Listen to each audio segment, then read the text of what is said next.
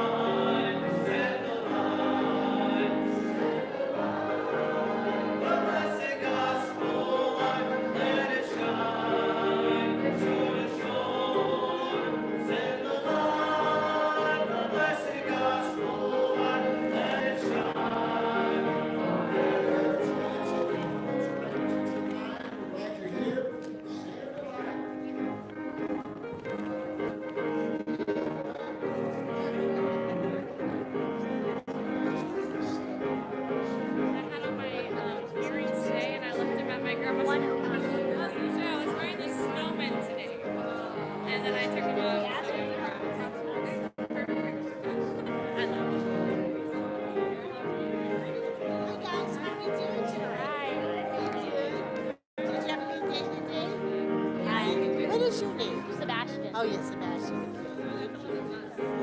You look nice and warm. No. What? Are you streaming live when we're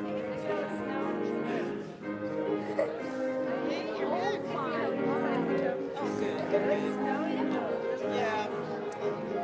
It's okay. Satan likes to try and keep us home. My hands are wet. I touched my hair. They're wet? Well, it's because the snow.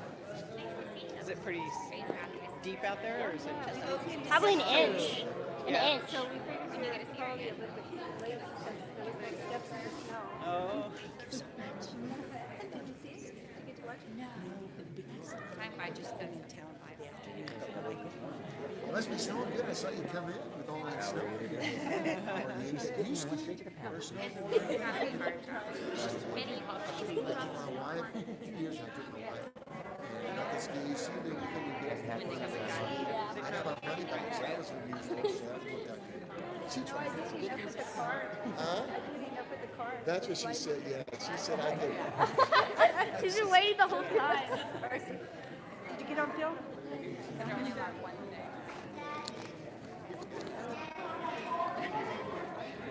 Should we talk to him about it?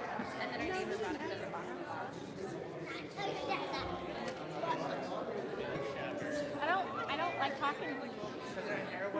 I'm scared talking to people.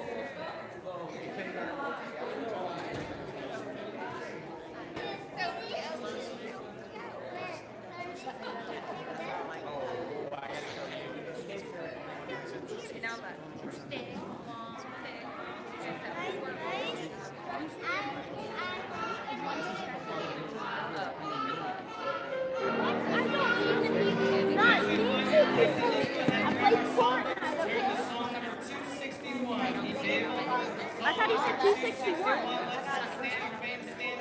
As we sing this chorus,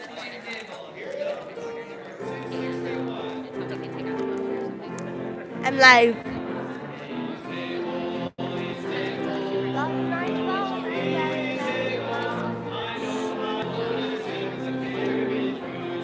This one?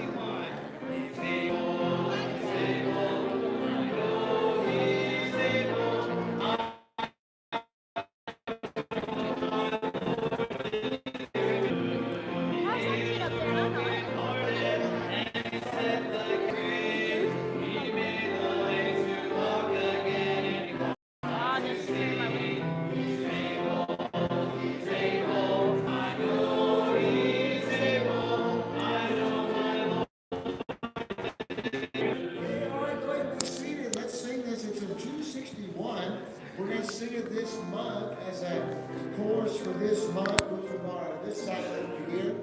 God is able and He wants to do some great things in our lives this year. He's able, He's able, I know He's able, I know my Lord is able to carry me through. He's able, He's able, I know He's able, I know my Lord is able to carry me through. He healed the brokenhearted and set the captive free. He made the lame to walk again and cause the blind to see. He's able, He's able, I know He's able, I know my Lord is able to carry me through. Good, all right, Bible Challenge 365. Hope you're on schedule for that. If you've not picked up your Bible schedule, that's on that front table there in the foyer on your way out on either side. So get you one of those, give you your Bible, check it off. Also, our weekly scripture challenge is Psalm 19:14 for this week. So let's go over that when we eat dinner at night. As you pray for your meal, and then before you eat your meal, go ahead and go around the family there, quote the verse there, and different meals that you share together, Bible time, devotion. When you tuck the kids in bed at night, all right, Psalm 19:14. All right, we go through with the kids on that there. Our church anniversary is next Sunday, 32-year celebration, so we're excited about that. That'll be next Sunday, 13th, and then our winter revival is Monday and Tuesday. Only two nights this year. Brother Donovan's pastor, he was able to come Sunday. He wasn't able to stay Wednesday. He thought he was, but he wasn't working out. He's really trying to encourage his church family to be faithful all the church services. He thought if he was gone on a Wednesday, it'd make it tough for them to be faithful on Wednesday. So Monday, Tuesday night, on the 14th and 15th will be our winter revival. And then Ladies Baptist Ladies Conference is scheduled for February 21st, 2nd, and 3rd, Thursday, Friday, and Saturday. And so the deposit has to be in 2 weeks. So not this 2 weeks from today, on Sunday, the deposit of $80 needs to be in and given to Mrs. McCarroll. So she's in charge. If you have any questions, we did give the little, flyers and things came in Friday, and so we'll make those available for ladies that are interested. I hope you come be a part of that. It's a special time the ladies have enjoyed for many, many years. They do a great job. It's in Napa, California, and so if you have any questions, Ms. McCarroll will help you on that. We mentioned this morning, be in prayer for Brother Brian Brown. He'll be going off to boot camp here in the next couple of days, flying into Missouri, and so he'll be there for about 4 months, and so pray for safety physically and then spiritually, that God will put a hedge of protection around him and his testimony for these next several months. And then, of course, the various series that we're going to be on. Sunday school Sunday night. We'll kick off tonight, resolution and relationships. And then Wednesday night, how to boldly share our faith or unashamedly share our faith with the theme unashamed. And so we want to be in prayer for those. Of course, Ms. Goodman will be traveling and their family for her procedure on Friday. Brother Bob Stewart and his procedure on Wednesday that he'll be going through. And then also for Sister Julie Parson, I mentioned on Wednesday night, her mom was released from the hospital. She had a staph infection as well as some other internal infections that she had, but she finished up her antibiotics and medication. They sent her home back to Fallon, so she's on hospice, and so they've given her just several weeks or so till she goes home to be with the Lord. So we pray for that family. If you would, Julie and Daryl Parsons, they attended here for a while. They live in Fallon now, and so attend church there in Fallon, Nevada. So we're going to pray for a lot of folks that are sick and not well, that God will touch their bodies in those areas. All right, ushers, come on down if you would, and we'll get our offering tonight, get that situated. We start off this new year asking God to give us a good year. Be sure to check the announcement board, because there are some other things on the announcement board that we want you to be aware of throughout the week. Brother Goodman, if you pray for our offering, please, tonight.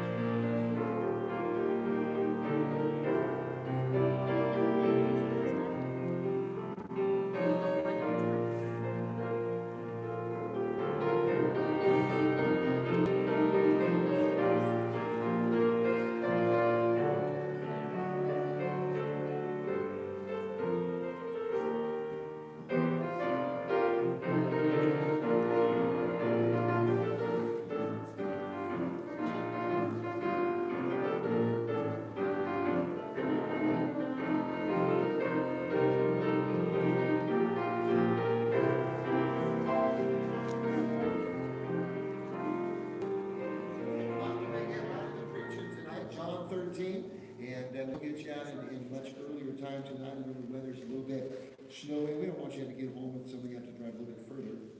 And appreciate you coming tonight. John 13, Gospel of John chapter 13. And we're going to kick off tonight.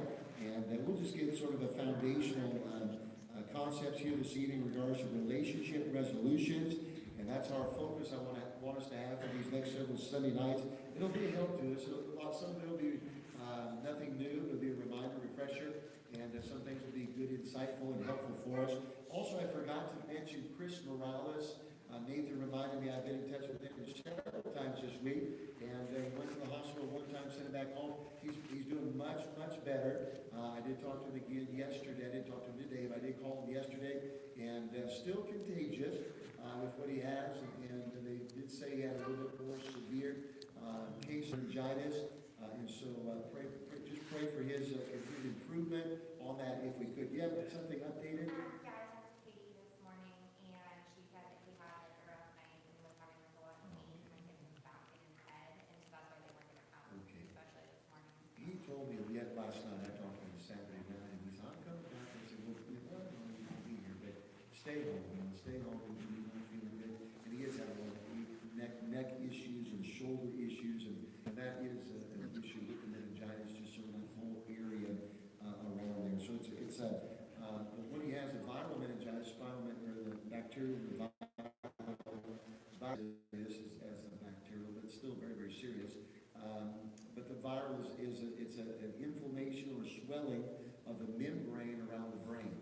So that's what meningitis is. And so it's a swelling of that membrane that goes around the brain. And certainly that can be more inflamed or swollen in different individual cases. And so and a lot of that comes with headaches and those neck, shoulder type issues there.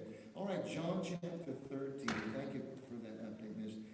Nichols. I'm glad you gave that updated prayer, because I was going to ask you to do the memory verse tonight. So now you're good. You're not going to worry about it. All right. You know, I know, buddy. Easy. All right, here we go. John 13. Let's all stand in honor to the Word of God tonight. We're going to hit it good, and we'll get you done and get you home. I want you to have a safe trip home tonight. John 13, verse number 34. The Bible says, a new commandment I give unto you, that you love one another as I loved you, that you also love one another. By this shall all men know that you are my disciples, if you have one to another. Father, bless tonight. Give us some insights into your word. It'll help us, guide us, direct us, and salvage some of the relationships that may be a little bit strained in our lives, or they could be strained. In Jesus' name we pray. Amen. Thank you. You can be seated. When it came to relationships, Jesus gave his disciples a command on how to relate with one another. And you would think that the apostles wouldn't have a problem with relationships. And you study the apostles and their interaction with each other, they had a lot of relationship challenges and issues. And so Jesus gave them some guidelines, some principles of how to relate to one another. This is the advice he gave in the verse that we read. And I want you, did you catch the phrase that Jesus said here? A new commandment I give unto you, that you love one another. That would be great if God just stopped right there. Jesus just stopped right there and said, love one another. You see, we can do that. We can love one another conditionally. And, if you love me, I'll love you. As long as you agree with me, I'll agree with you. As long as you're nice to me, I'll be nice to you. As long as I say, then we can get along great. But that wasn't the command. Now, that's why it's a new command. Because up until now, even through the Old Testament, talk about love one another. And of course, we'll see a verse here in Matthew a little bit. Love the Lord thy God with all your heart, soul, and mind. Love others, And so we'll see that. He adds this new commandment here. He said, I'm giving you a new commandment. And so I'm sure when the apostles first heard it, love one another, thinking that's not a new commandment. But Jesus is not asking us to love conditionally. Note the next part of the verse of the command. It says, as I have loved you, that ye also love one another. So translated would be this: you must love one another regardless of the circumstances, regardless of how they treat you, regardless of the reciprocation of the relationship. You're to love them. Now, this isn't suggestion. This isn't optional. This isn't opinion if you feel like it or emotional. This is a command of God. And so just as God commands us, thou shalt not kill and thou shalt not steal, God's telling us here, he says, thou shalt. I want you to love one another. But the new commandment of this is as I have loved you. And so he gives a reason, though, excuse me, of why we're to love one another unconditionally, as he's loved us. As we go on the verse, it says, by this shall all men know that you're my disciples, if you have love one to another. So Jesus says, it is this kind of love that gives you an identity apart from everyone else's kind of love. Anyone can love the lovable. Anybody can love someone that is kind to you and gracious to you and patient with you and understanding to you and merciful to you. But you take that mercy and goodness and kindness and the reciprocation of that away, and all of a sudden now to love those kind of folks, it takes up a whole new dimension. It's a dimension that only requires we need God with us to be able to accomplish that. So Jesus says, it is this kind of love that's going to give you your identity. He doesn't say the world's going to know that you're my disciple because you're a churchgoer. He doesn't say the world's going to know you're a disciple because you carry a Bible under your arm. It's not going to say the world's going to know you're a disciple because you dress, my disciple, because you dress a certain way, because you act a certain way or behave a certain way. He says this very clearly, the world's going to know that we're a disciple, a follower, a disciplined one of God. How? By the love we have one with another, one to another. And so the world doesn't know this kind of a love. And it's sad to say many Christians don't practice this kind of a love. We bring the very natural love into our relationships, which is, well, if that's the way they're going to be to me, then so be it. And we reciprocate the same way. Someone's unkind to us, then now we may not be unkind to them, but we're not going to be kind to them. Someone may be hurtful to us. We may not be hurtful in return, but we're certainly not going to put ourselves in a position to be hurt again by them. Someone may be hateful to us, and we may not reciprocate in hate towards them, but we'll guarantee it, we're not going to be loving towards them and gracious to them. And yes, it will eventually lead. If we're not doing what God says in relationship, yes, you may not be hateful to one who's hateful to you, but if you're not proactively loving unconditionally, regardless of how you're being treated, eventually you will begin to treat them like they've treated you. And that's a natural course that we're all going to take. And so relationships to be healthy and effective has to be proactive. And it doesn't just, relationships don't just sort of evolve. It's by choices and actions that we take one with another. So the love that we have one for another, the world's going to be able to see, wow, there's something different about those folks. So the next several weeks through the month of January, we're going to focus on relationships. It's going to help all of us because life is made up of all types of relationships, whether it's within the home relationship, whether it's within the work relationship, within the church relationship, in regard, all people interactions all deal with relationship. And unless I have active intentions to actually build good relationships, my connections with God and with others will always reflect conflict rather than cooperation. And God's desire is for us to get along. Not just you and I to get along. God wants all of us to get along. And so there's a way that we then, as Christians, have been given the blueprint. Jesus says to the disciples, hey, let me tell you how to get along in your relationships. And he said, I want you to love one another. And he didn't stop there because they had heard that before. That was all conditional type of love. If they're nice to you, eye for an eye, tooth for a tooth, those type of things. But he says, this new commandment is I want you to love not the way they love you in return. I want you to love the way I love you, the way God loves you. And by the way, there's always room for me to improve as a husband to love my wife more because God's love is an inexhaustible, incomprehensible love that He bestows upon me. And so I should always be growing in my interaction and loving of the relationships in my life. All relationships. This isn't just those I want to grow a love relationship with. This is all relationships, all different people that we come in contact with. And so in order to be what God has called us to be, in order to live the life that God wants us to live, then we've got to begin to understand that life is based on right relationships. Now, relationships in and of themselves are hard. It's hard to have good relationships. It's really hard to have right relationships. And there's a difference. from having just a good relationship with someone and right relationship. So it's good every now and again in sports, baseball in particular, every spring. They call it spring training, and all the professional athletes will get together, go to Arizona, they'll go to Florida, and they'll gather in these warm parts of the country, and they'll for about, the pitchers usually arrive 2 weeks before everybody else gets there, pitchers and catchers, and get there a couple weeks before everybody else. Then everybody else shows up, and for about 3 to 4 weeks or so, they'll have what's called spring training. And the initial part of that is just back to the basics. They'll teach them how to bunt. They'll teach them how to lead off base. They'll teach them how to slide. They'll just teach them all the basics that they were taught in Little League and Babe Ruth in high school. And you're thinking, well, that's sort of dumb and silly. No, because if you don't have the basic foundation to build upon, you're going to get into a lot of bad habits.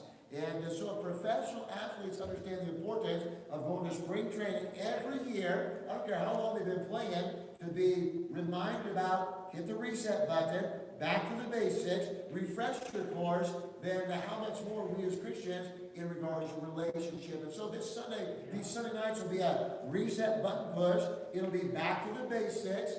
Some of us maybe have never been exposed to what basic of a right relationship is, or to hit that reset button. So some of us, it may be, a lot of things might be just sort of brand new, and that's great too. For others of us, it might just sort of be a reminder of, wow, I forgot about doing that, and I forgot about that important principle being a part of my life. And so we're going to discover some Bible principles of how to strengthen and improve the most important relationships in your life. By the way, when I say most important relationships, that should be all of them. That should be all of them. It shouldn't just be a husband-wife relationship, parent-child relationship. It should be all related. We're going to see how it's built to that. So some foundational statements I'm going to give you as we build our foundation tonight for the moments that we have. Number one is this: life is all about relationships. Number one, life is all about relationships. Everything else are just details. It's just details. It's just the fluff. It's just all the I won't say non-essentials, but it's just other just sort of ancillary type of things. But the primary thing of life is relationships. And so if we were to boil down the Christian life down to one word, I think without oversimplifying it, but being very simplistic, I think we could narrow it down to this one word: relationships. Relationship with God and relationship with others.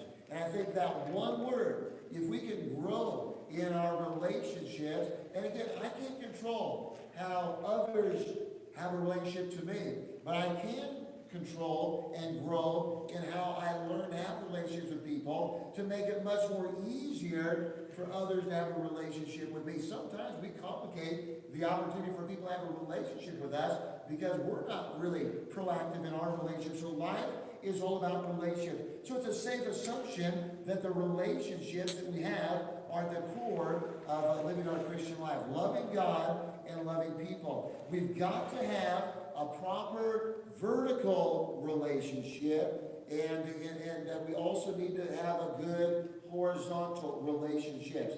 And we'll look at those in just a few moments. So, number one, life is about relationships. Number two, the quality of your life is going to be determined by the quality of your relationships. And that's why I wanted so much as we start this new year to deal with relationships, because if we keep doing what we've always done in our relationships, we're going to keep getting the same results. Frustration, just anxiety and contention and strife and unfulfillment and dissatisfaction and all that same thing's going to come. So that's just the way relationships are with me. No, we can grow in these areas. And so the quality of my life, the quality of your life, is going to be determined by the quality of your relationships. I believe that it's commonly understood and accepted that the joy and satisfaction that you and I experience in life is tied directly to the relationships, or the quality of the relationships that you and I have with people. And God did not save us to be isolationists. God says we're to be separate people, but that separation does not imply isolation. God places us in this world to make a difference, and will not make a difference if we hibernate and isolate and hide from everybody because we just don't like people, and people are annoyance, and people are dumb, and people are this, and people are whatever. that's why we're placed here, is we've got to work, and no one's born with relationship skills. Usually they're taught by observation in the home. And sad to say, many moms and dads, husbands and wives, have very suspect or shallow relationship, which gives a very shallow foundation for us as young people growing up in our homes to have an example to look to in our relationships. And many of us have come from divorced homes, and it doesn't mean that that's our fault as a young person, as a child, but those were the examples that we had to look to. Mom and dad, fighting and arguing and getting a divorce, whatever else, and I understand all of those type of things. But irregardless, we've got to learn how to build these relationships rightly. Changing people doesn't improve our relationships. We usually just hopefully have learned from our past mistakes in relationships, and we hopefully don't make those same mistakes in other relationships that we go into. So when there's relationship challenges in our lives, it's not the person I'm in a relationship that's a problem, it's me that's a problem, because I can go from one to another to another to another relationship, and if I don't learn how to have right relationships as outlined in the Word of God, then I'm going to sabotage every relationship that I want to have to be good. I'm going to sabotage it. I'm going to mess it up. And not because I want to, but because of my lack of experience. That's just a natural byproduct. And so you can be extremely successful in your business or trade. Yet if your marriage goes bad, or you're struggling in a relationship with your children, much of the joy and satisfaction that comes in having that successful life sort of just slips away and loses its significance because, yeah, you've got this, but you've got unhappy and miserable relationships.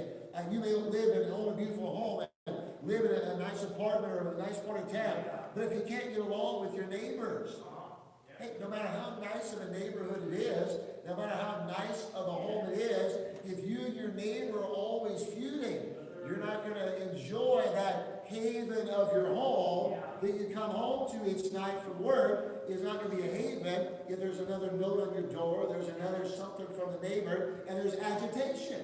And so, but when there's relationships, and so it doesn't just deal with, yes, husband, wife, parent, child, siblings, church family, co-workers, but we're talking about all relationships. We're talking about getting along with our neighbors. And we live next to them. And, getting along with folks that we come in contact with day in and day out. And so the joy and satisfaction that we desire in life is greatly lessened when the quality of our relationships, let me put it this way, the quality of your life right now is at the level of the quality of your relationships. If you don't like your life, it's because you don't like the relationship status in your life. And now we naturally respond when we're not in a good relationship. We would rather blame the person in the relationship than the lack of skills in the relationship. Would that not be accurate, probably? And, it's that guy at work, and it's that neighbor over there. That's such an idiot. That's a natural, easy way to say the problem is you. Or you to look at me and say the problem is him. And it's such an easy way just to sort of say, yeah, it's his problem, it's her problem. But no, if there's a relationship problem, the quality of our relationships establish that barometer, that level of the quality of life. And if you're not liking life, I guarantee you don't have many good relationships. Because there's no, what's the motivation to get up and enjoy life if you've got no good relationships and to share your life with? And so the quality that we have is based on those relationships. Next one, the third point is this. There will never be a relationship in your life that's more important than the relationship you have with God. There's no relationship that will ever be more important in your life, in my life, than our relationship with God. Where we are in that relationship between me and God is not up to God. It's all up to me. God has done everything he can He's able to make a relationship with me possible. It's no different than a lost person. God, He did everything He could to help us have a lost person have a relationship with Him for salvation. But how many people receive that offer of invitation? Most don't. Broad's the way that goes to destruction. And few there be that go the narrow way and yield to Christ. And so He wants to have a relationship with us. You're saved. He wants to have a great growing relationship with us. But the relationship I have with God is not contingent on God doing the next step. It's all in my corner. It's all in my corner as a result of that. Now, let me give you a verse here, and I want to build on this thought a little bit because it is foundational. It's in the Gospel of John still. Go to John chapter 10 and verse number 30. So, the relationship that I have with God tonight is a relationship that I have that's up to me. God doesn't move. He doesn't move closer to me. He doesn't move away from me. God's the same yesterday, today, and forever. The Bible says, draw nigh to me and I'll draw nigh to you. And I understand the concept there, but as we're looking at relationship with God, He desires a relationship, but He will not force a relationship only to the extent that we want to have a relationship with Him. By the way, that's often what happens in human relationships, isn't it? You may want to have more relationship with someone, but you can only have as much relationship with that person as they want to have a relationship with you. You can't make it happen as much maybe as you'd like it to go. Now look what Jesus says here in the Gospel of John, chapter 10, and notice now in verse number 30. I and my Father are one. I and my Father are one. Now, this isn't the message, but look at the next verse there. Then the Jews took up stones again to stone Him. Now when Jesus said, I and my Father are one, He was claiming the Godhood there, the God incarnate. He was saying, I am God. That's why those that knew Him and heard Him would know what He was implying when He says, I and my Father are one. They took up stones to stone Him. Why? Because He, as a man, was claiming to be God. And so when some say, well, no, He was saying He was just one in heart or one in purpose or one in that. No, because they knew what the context of saying, I and my Father are one. He was saying, He was saying, God and I, we're one. I am God. And they said, hey, that's blasphemy. And they took up stones to stone Him. But notice that phrase here where He says, I and my Father are one. The most precious thing in Jesus' earthly relationship while He was on this earth for 33.5 years, His most valuable, important focus was His relationship with His Father. That was His most important relationship that He had above everything else, above every other relationship. That sacred bond that He had with His Father preceded all other relationships. Now, Jesus was a master when it came to human relationships, horizontal relationships, but those horizontal relationships never took precedence over that vertical or the father-son relationship. That was of utmost importance to Him, was always pleasing the Father, always having a right relationship with God. And so if Jesus understood the importance of all relationships, that the most important is my walk with God, my relationship with God, and that was God in the flesh, sinless Son of God, how much more you and I need to make God our focus of our relationship, but how few of us make God the focus of our relationship. Listen, every decision Jesus made, every action that Jesus undertook, every word that Jesus spoke, every new course that He chose or declined to follow was always motivated determined to preserve the relationship that He had with the Father. Nothing He did ever was in conflict that would cause conflict with the relationship with the Father. Why? Because the most important thought He had, the most important focus was, am I in right relationship with God? Everything was narrowed down to that. I, He said, and my Father are one. Jump down over to the Gospel of John chapter 8 and look at verse number 21. Whatever the Father willed, Jesus agreed with Him, so that He would always be at one with Him. Oh, this is so good. John chapter 8, verse number 29. He said, and He that sent me is with me. So Jesus is speaking here. God sent Him. Therefore, God is with Him. The Father hath not left me, alone. He said, we've got a great relationship. And I know that God the Father is always with me. He and I are one. Why is this relationship so strong? Jesus says, for I do always those things that pleased him.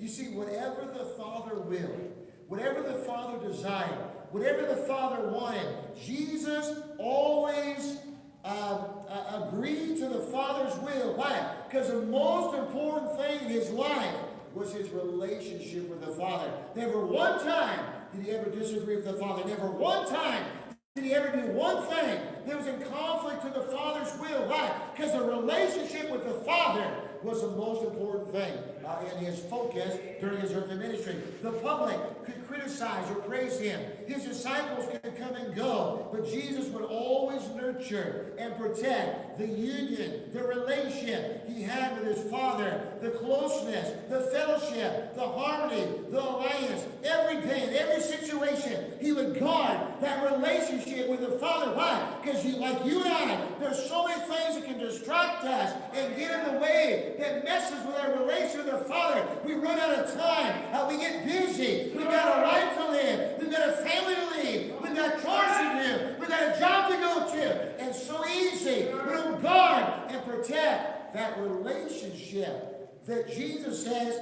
is the most important. He says, I and my Father, he says, we are one. And it isn't just because, it's because this is something that I have purpose to accomplish so that I always do what pleases the Father. Though Jesus preached no sermons and worked no miracles for 30 years, he nevertheless understood and served faithfully, nourishing and growing and guarding that fellowship, that relationship of consistently obeying his Heavenly Father. After Jesus' debut in the nation's religious leader at the age of 12, rather than start his ministry, he opted to return back to Nazareth and be raised under his stepdad, Joseph and Mary. Why did he not start his ministry at the age of 12 when they gathered around the temple? I'll tell you why. Because it was not the Father's will. He said, I'm not going to do something that's going to cause the relation between me and my Father to ever be strained. And so he would not start the ministry at that time. Why? Because the relationship, it wasn't within the will of the Father. Years later, Jesus would do the very opposite, refusing to leave his growing ministry to return with his mother and family to Nazareth. And why? Because of the will of the Father. He says, you know what? I must be about my Father's business. It's time now. I'm in a stage of my life that I must leave mom and dad. I must leave the job family and the family job and the carpentry job. Why? Because I must keep the relationship right with my Father. It's now time to be able to move forward. That relationship with God, the Father, was so important. Seeing this focus, the relationship that Jesus, the Son, had with his Father, Satan did everything he can to try to cause the focus of this relationship to be severed. He aimed to break it. In the temptation, Satan tempted to separate the Father and Son by persuading Jesus to change his focus. He allured him with some other alternatives, pleasing himself physically, empowering himself politically, promoting himself religiously, but they all contradicted the Father's will. And he says, no, I must be about my Father's business. No, I'll not yield to temptation. Why? Because I must keep the relationship right with the Father. And so the tempter came in the temptation there after the 40 days of fasting to get him to lose focus. Listen, you don't have to be so consumed about having a right relationship with the Father. God sent Jesus not to serve the flesh, but the Spirit, not to rule, but to be rejected, not to be crowned, but to be crucified, to redeem the world. And when Jesus said no, the union prevailed, the tempter failed. Satan kept trying to disrupt the harmony and the fellowship and the relation. And God, when Jesus would abort the plan time and time again, may I say, the devil's primary purpose is to cause your relationship to be severed between you and God. He gets so busy in the here and now. He gets so busy in the products of life and the daily duties of life that your relationship is strained with the Father. And Jesus understood that the most important relationship that I've got to guard and protect and defend is that relationship with the Father. Now, if he understood the importance of it, then I think we also ought to understand the importance of that. Finally, when Jesus was on the cross, The religious leaders taunted him and said, come down, save yourself. But he didn't come down. Why? It wasn't within the Father's will. And it would have been something that would have broken the relationship. The disciple says, listen, let this cup pass from you. And you don't have to take it in. And he turned back and said, get behind me, Satan. I must do the will of the Father. Nothing is going to come between the relationship that I have. And all through his earthly ministry, the tempter came and tried to cause this relationship with God, the Father, to be strained. Jesus placed such importance upon his union. Go to John chapter 17. Jesus placed such importance upon his relationship, this union that he had with his Father, that Jesus even prayed. Listen now, he even prayed that our union with him would be like his union with the Father. Look at this, John 17:22. And the glory which thou gavest me, have I given them. The them's us. That they, that's us, that's us, may be one, even as we are one. There was so much emphasis on the right relationship that Jesus had with his Father. He says, my prayer is that these that I'm dying for, these that will be saved one day, I pray that, God, that they will be one with you, as I have been one with you. That their right relationship will be as right as our relationship. That they will guard that relationship like I've guarded it. That they'll protect it like I protected it. That they'll not allow anything to come to their life, good, bad, or indifferent, without yielding to what's right in your eyes. And never make a choice that would cause the rightness of the relationship with God to ever become challenged or ever become questioned. That they always guard that relationship as we have had that relationship. Jesus said with his Father, he said, I'm praying that these would also have that relationship with the Father. You see, it would be wise if we'll cherish our relationship with him as Jesus cherished the relationship with the Father. It would be wise if we'll nourish our union and daily union with God in prayer and Bible reading and worship as he did. It would be wise if we'll maintain it by constantly following the Spirit's guidance in our life rather than fleshly motivation. It would be wise if we'll grow by living faithfully at home, at church, our neighbor, the workplace. Be wise if we protect him, and be wise if we preserve him, and be wise if we keep track of him. Why? Because the most important relationship of all relationships is your relationship with God. Which leads to my next point, which is this. Your relationship with God, vertical, will always directly impact your relationships with others, horizontal. That's why your most important relationship is him. And if this isn't right, I don't care how many books or seminars or workshops or whatever we go to have great relationships. That's why the world will never have great relationships, because the very basis of relationships is the most important relationship, God. We must have a relationship with God. And so that's why as a soul winner, we want to get the lost world to be introduced to them, to the Lord Jesus Christ, and to enter into a relationship to become a child of God. And when they have a relationship with God and grow that relationship and guard it, then all of a sudden these relationships, horizontal, all of a sudden they begin to come together and everything begins to work out. So my relationship with God directly impacts my relationship with others. Now, with that, let's go to Matthew chapter 22. Matthew 22. Now, I'm just going to go a little bit on this point, and then we'll wind her down. A lot more that we'll cover, but let me just give you this last thought, and then we'll be dismissed. I want to get you home in plenty of time. Matthew 22, and let's look at verse number, a couple of verses here. Chapter 22, verse number 37. Okay, the question's asked, verse 36. Master, which is a great commandment in the law? And a good question. If we can narrow down all, amen, the Bible is full of laws. God, what's the most important commandment? And Jesus said to him, thou shalt love the Lord thy God with all thy heart, with all thy soul, with all thy mind.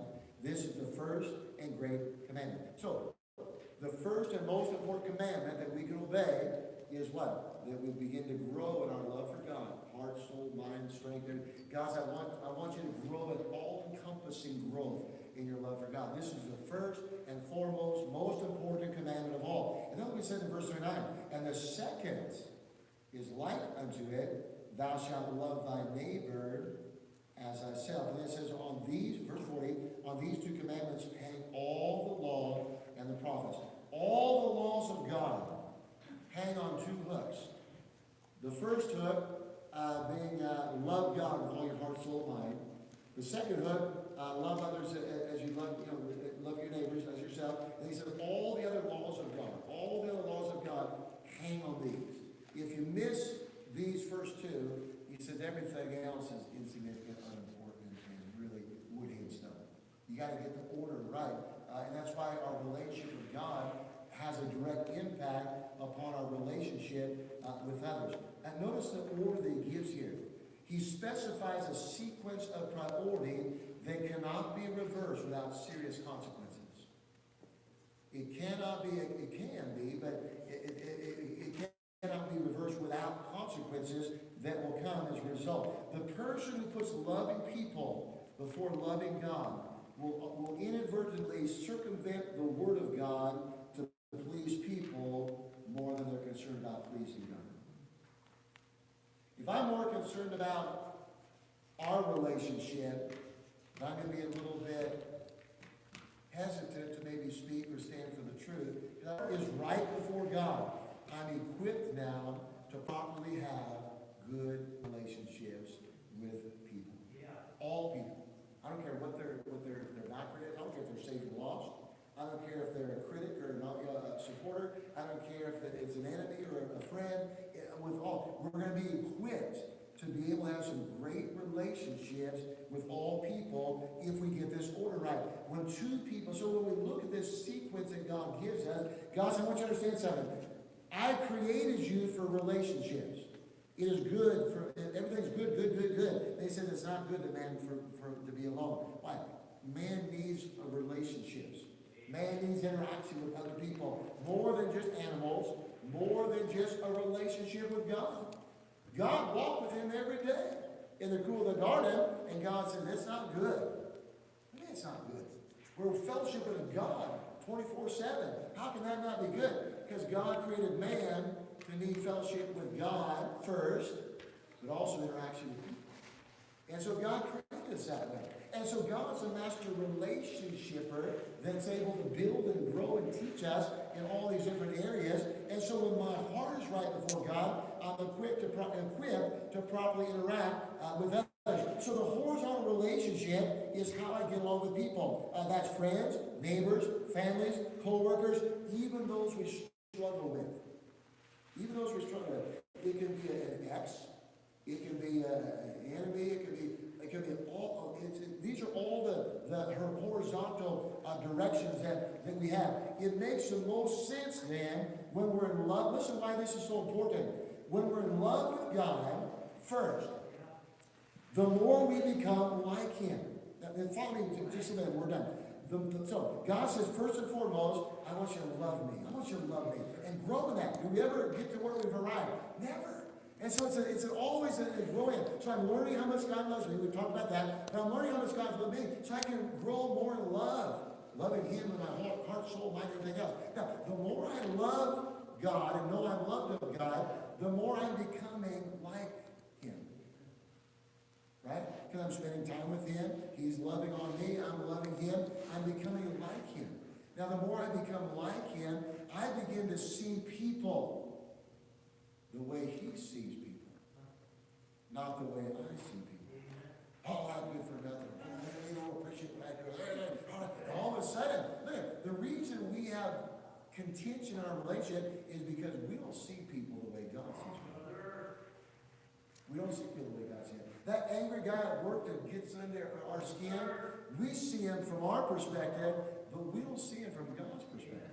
And so that's why he says, if you understand the relationship that you have with me is superior, most important, and growing in that love, then you're going to begin to become like me. The more we become like him, the more we'll be able to love others the way he loves. Because what was the new commandment I give you? That you love others as I have loved you. That's a new commandment. As I have loved you. And so God comes along and says, all right, here's what I want you to do. How am I going to love this guy? I'll tell you how. You understand that you've got to have a right relationship with me. And the problem you have with this guy at work, that's not the problem. This is a problem. Because if you had a right relationship with God, then this relationship here would not be as difficult as you're making it. Because he says you would understand how much I love you. You would be loving me. You'd be becoming like me. And you would see that critic, that enemy, that agitator. You would see them the way I see them. And you would love them the way I love you.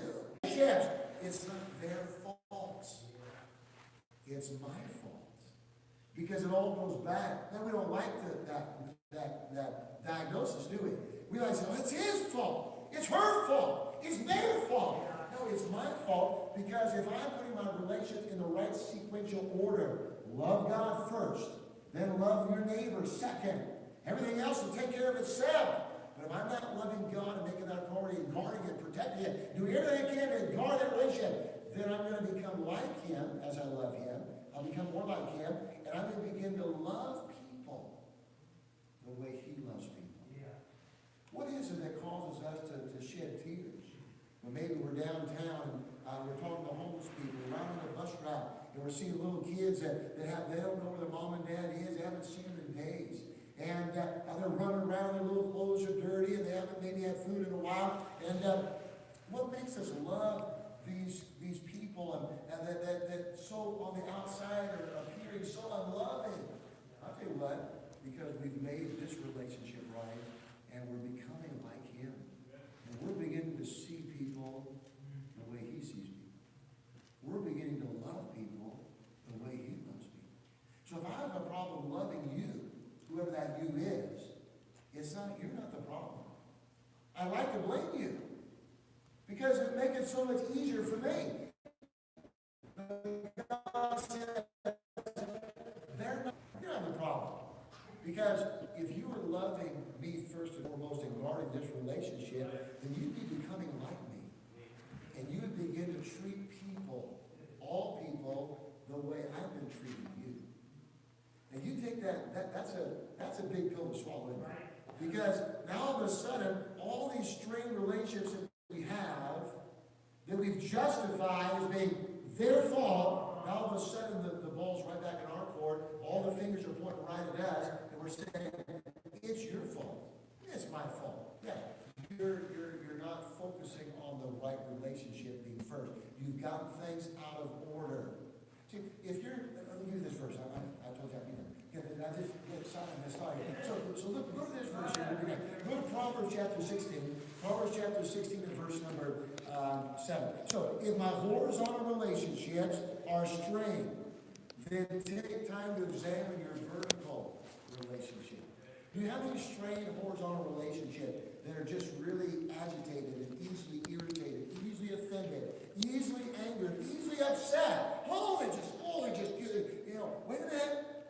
That's not the problem. It's a symptom of a far more serious problem, which is what? My relationship with God is not right. It's not right. Because if I was right with him, I would be growing in my love for him, heart, soul, mind, all that stuff, first commandment. And the more I'm loving him and knowing I'm loved of him, I'm going to naturally be becoming like him. And when I become like him, I'm going to begin to treat people, as he says, the way I've been treated. Here's the verse. Here's what the verse says. Proverbs 16. So, if you have horizontal challenges, relationship, strained relationship, then take the time to examine your own vertical relationship. Look at this verse. Chapter 16, verse number 7. I'm going to prove this to you, why what I'm saying is true. If your relationship with God is right, then all relationships horizontally will be right. Here's the verse to back it up. Proverbs 16:7. When a man's ways please the Lord. What did Jesus say? Everything that I do to please the Father. Remember he said that? We're one. Everything I do, I make sure it's pleasing to the Father.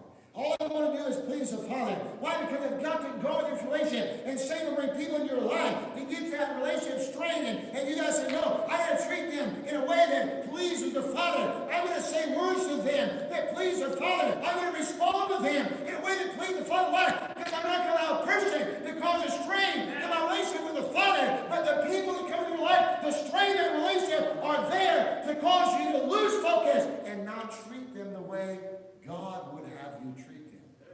So now all of a sudden, what? Oh! And you focus now, our theme for last year, get your focus right. Now you're so focused on what they're doing to you.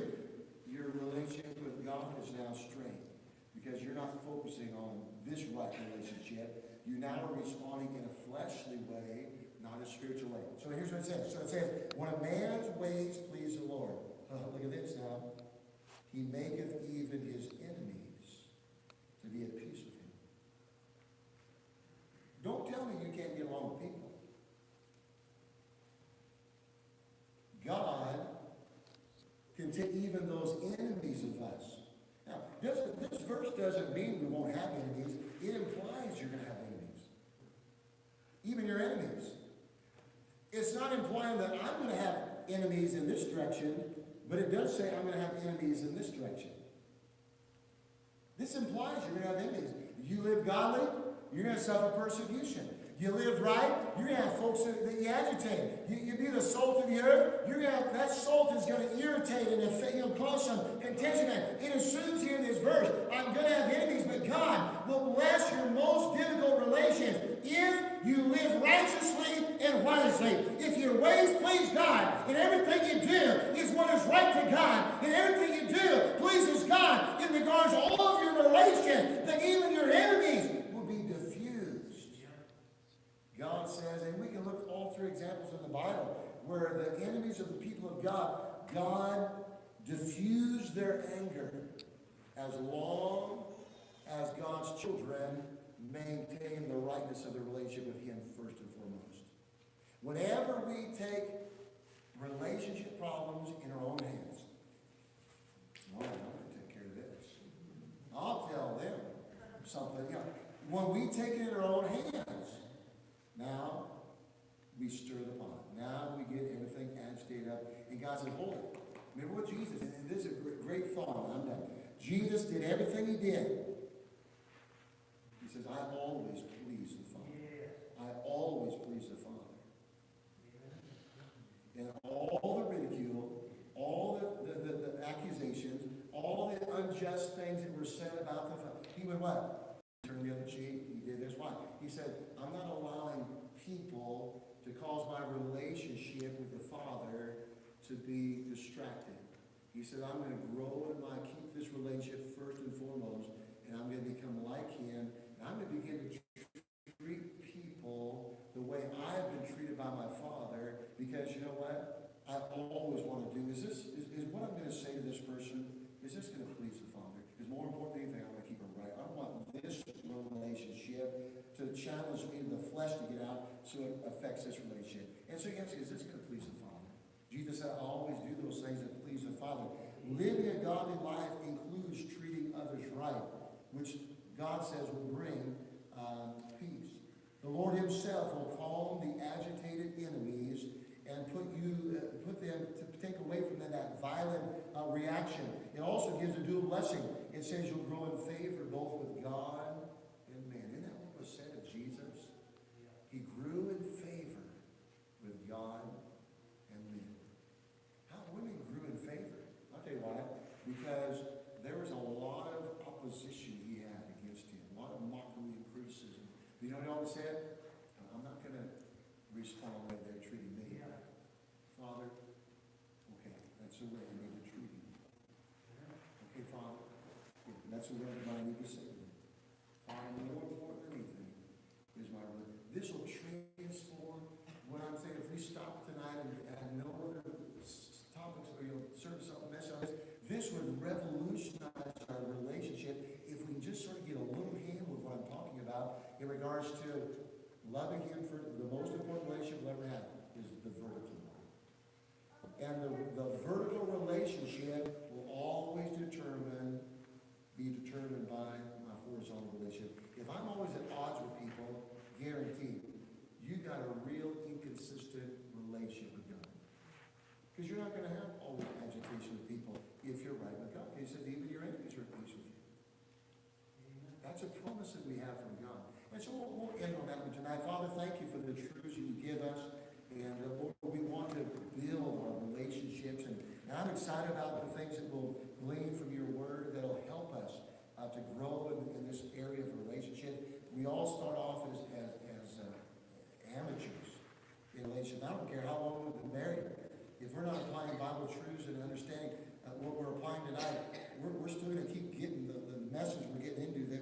we've gotten into.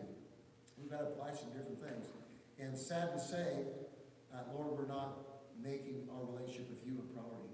Because it shows in how strained of relationships we have with other people. Because if we were making our relationship with you a priority, we wouldn't be treating people the way we treat them. We wouldn't be talking about people the way we talk about them. We wouldn't be retaliating, saying things to people the way we retaliate and say things to people. If we were right with you in our relationship, we wouldn't be acting this way. So God, maybe there's more to being right with you than just reading 2 or 3 chapters of the Bible a day.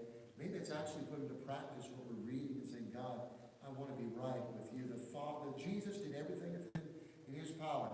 And he said yes sometimes, he said no sometimes. The deciding factor was what? I always do what pleases the Father. Why? That's the most important relationship that I have. Father, this evening, bless our relationships, please. Our heads are bowed, our eyes are closed. We're done tonight. As we build the foundation, very, very simple tonight, but very profound as well. If we just take and meditate on this week, we like to focus on those that agitate us, irritate us, but they're not the problem. My relationship with God is always the problem. My relationship with God is always the problem. Great peace are they that love thy law. Nothing shall offend them. If I'm always offended, it's not the person offending me's fault. It's me not making the relationship with God a priority. And it's so simple, it really is. Relationships are pretty easy if you do it God's way. But we complicate it. Father, bless our time together. Bless our invitation in Jesus' name. Let's stand tonight, and as God spoke to your heart, maybe around those places, God, hear my heart these next several weeks. These topics on relationships. I want to have Everyone is I want to have a relationship with my wife, my husband, with my dad, with my mom, with my son, with my daughter, with my brothers, my sisters, with my family in Christ the church, with my co-workers, with my neighbors. Doesn't that mean we're going to go out to eat and go do all kinds of stuff? Right relationship doesn't mean we yoke up with unbelievers and things, but we can still have a right relationship. My neighbors, they're not saved. We take stuff over there for Christmas. They bring some cooking goods and things over to us, and we'll share things back and forth. And they're not believers. We have a relationship with them. And I wouldn't go on vacation and do things with them, but there's a relationship with them. How's your relationships with others? Okay, that's a symptom of how your relationship is with God. It's a symptom.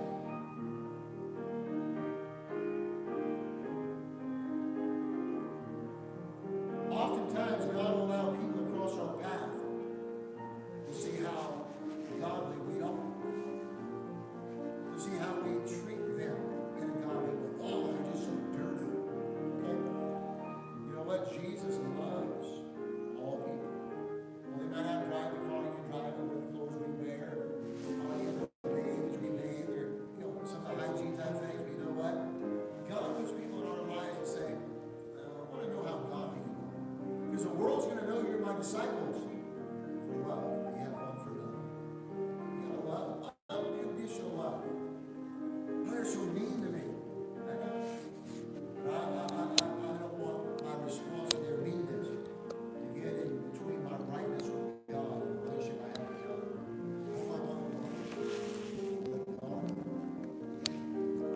Thank you, Father, for tonight. For the safety of our house. Give us alertness and my roads of prayer. Protect us. Bring us back Wednesday for great service together. Continue our thoughts on the series on unashamed. Learning how to share faith, boldness, and confidence. Thank you, Lord, for our church family. Lord, this has been a great first Sunday of the year. And we look forward to many others in Jesus' name. Amen. Psalm 19:14. Let the words of my mouth and the meditation of my heart be acceptable in thy sight, O Lord, my strength and my redeemer. God bless you. You're dismissed.